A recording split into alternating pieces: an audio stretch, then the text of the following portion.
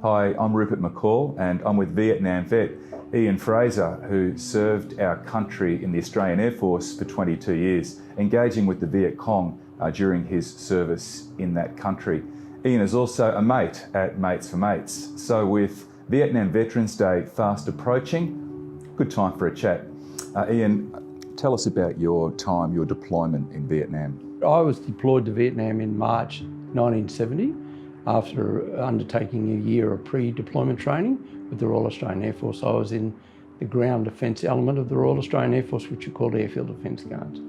I was deployed to a Unit 2 Squadron, which was located at the Phang Rang Air Force Base, which is about 200 kilometres northeast of the main Australian area of operations.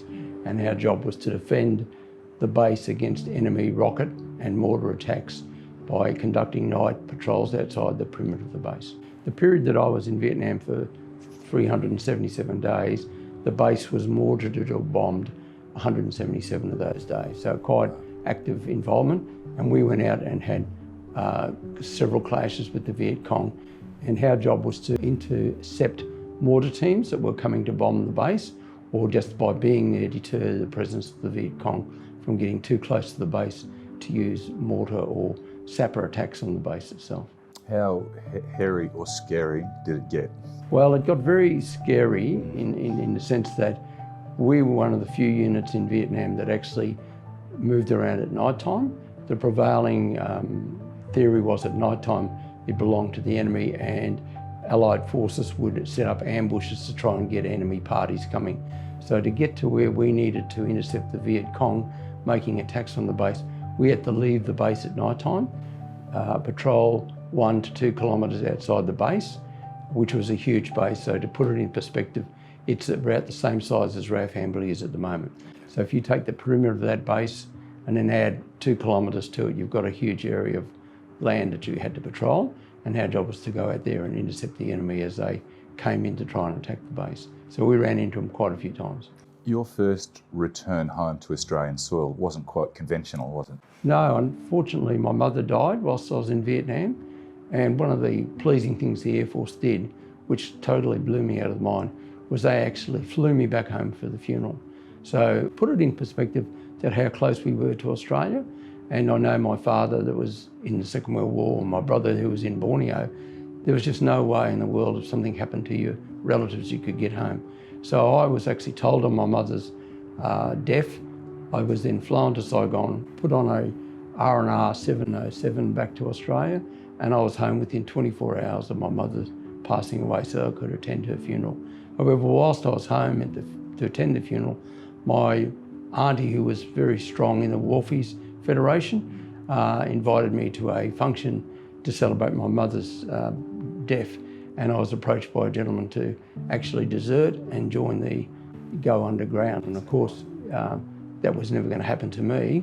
And my auntie, who was a very strong anti-war person, interjected on this person and used language which a Wharfie would use to tell this person to go and get lost and that leave her nephew alone. And then, of course, I left the function pretty soon after that. And as it turned out, the Air Force had also decided that because I'd done 6 months in a war zone, I didn't have to return. But when they offered me the opportunity to stay in Australia, of course I had to go back because of my mates. That was a pretty strong instinct.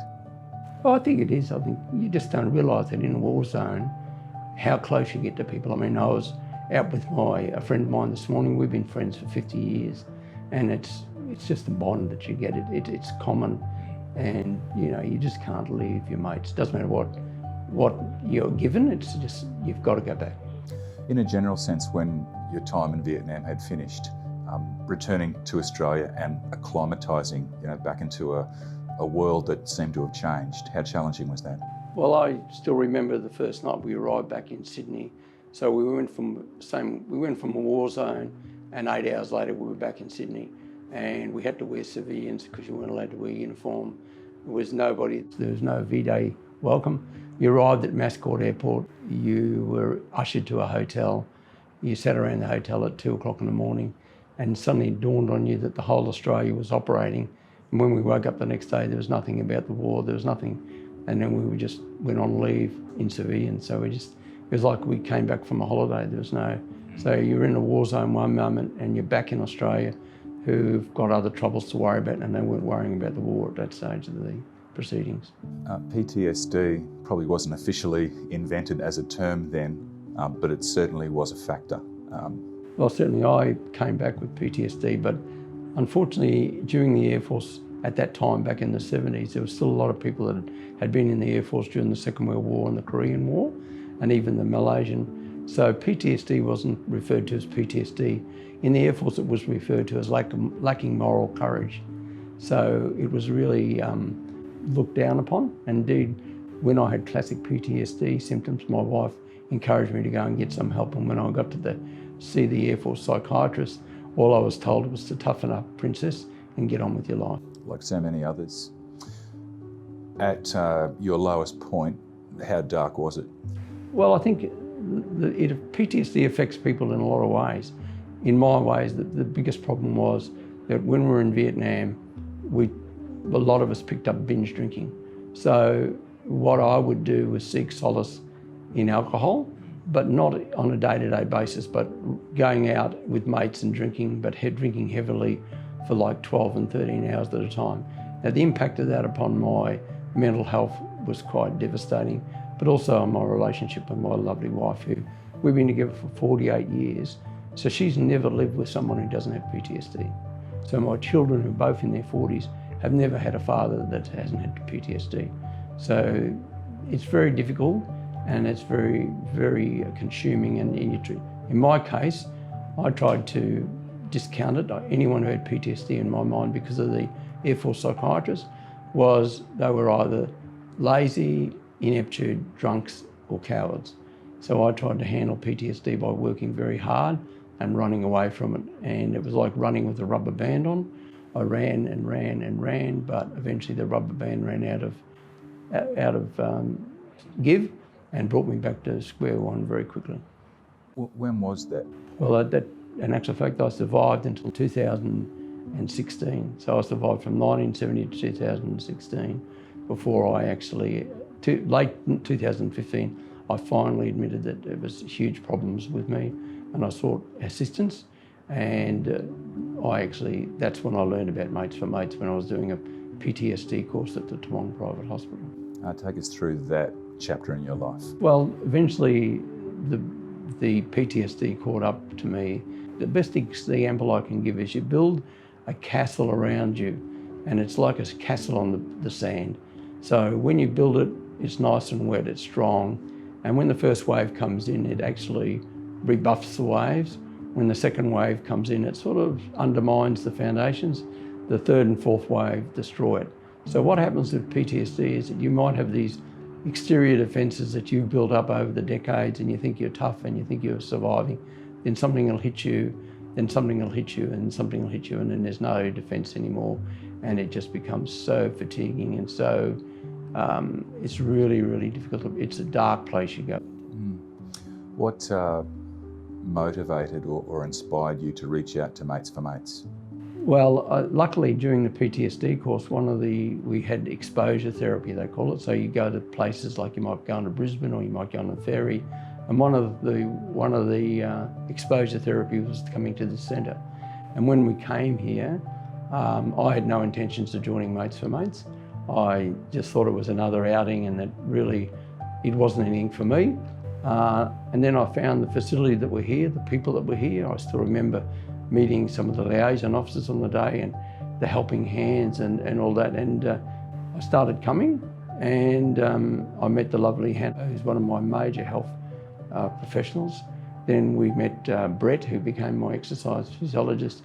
And now I've embraced Mates for Mates as a key element in my control of my PTSD.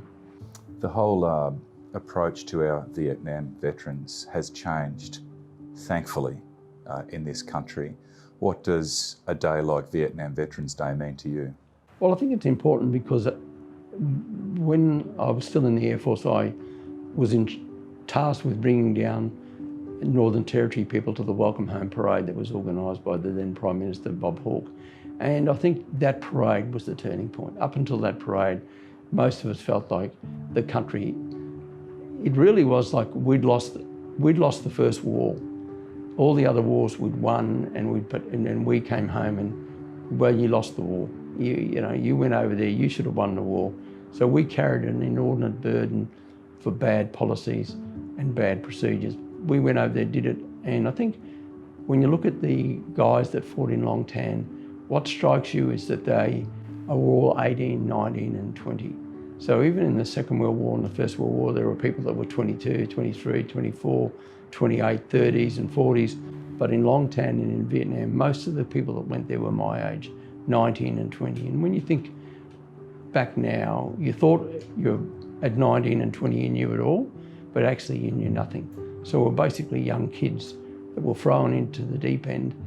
And what that had on our development as young men is we can never recover that. And so we honour those 18 brave men that died and the people that were wounded at Long Tan, because they represent all of the 500 guys that died, including 7 of my mates. So that's the day we get together and remember them, but also the healing process that's gone on since the Welcome Home Parade. So we don't have any sort of nonsense that was carried on back in those days, and it's now people recognise it and actually go out of their way to honour the service that we gave our nation. Well said. Do you have a good rapport with our Afghanistan vets here at Mates for Mates? Absolutely, Yeah. and I can share something with you why that happened. My father, as we discussed earlier, was in the 2nd 15th Infantry Battalion. My first Anzac Day when I came back from Vietnam was to drive my father to a reunion. And that reunion was with the 2nd 15th Infantry Battalion, which was a very famous battalion in the Second World War, but also there was the 1st Infantry Battalion from the First World War. And I felt like I was a fish out of water. We had the blokes that had served in the First World War, blokes that had served in the Second World War, and I was there. And I was hanging around the edge of the function, really thinking I should really get out of here. This is not for me.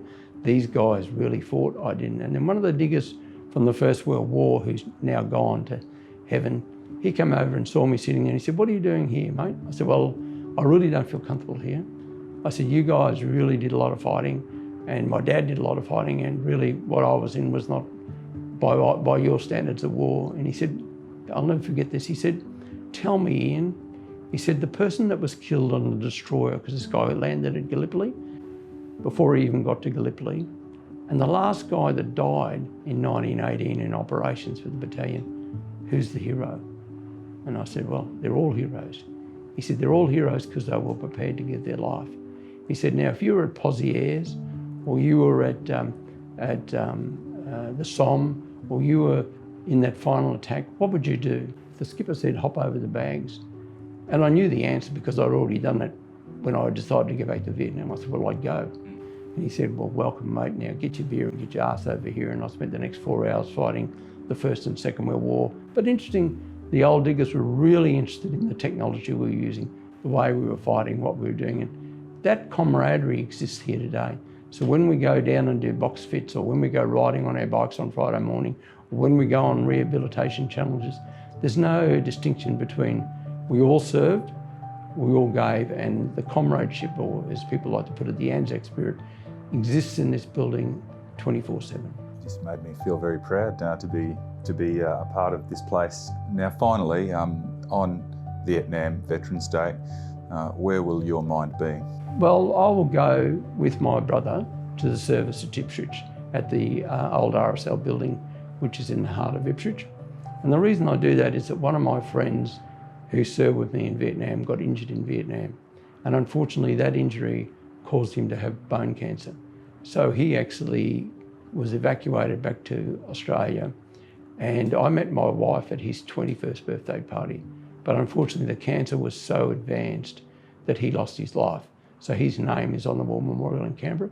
So I'll go there on Sunday week and I'll have a cup of tea for Ronnie Hewitt, one of my mates who didn't make it back. And the other blokes, there were 7 airfield defence guards who lost their lives in Vietnam. And I'll remember all of those guys too. Ian Fraser, thanks for your time today. Thank you very much. Mates for Mates helps all veterans and their families in their time of need. So if you or someone you know in the Australian Defence Force requires support, please don't hesitate. Reach out to Mates for Mates.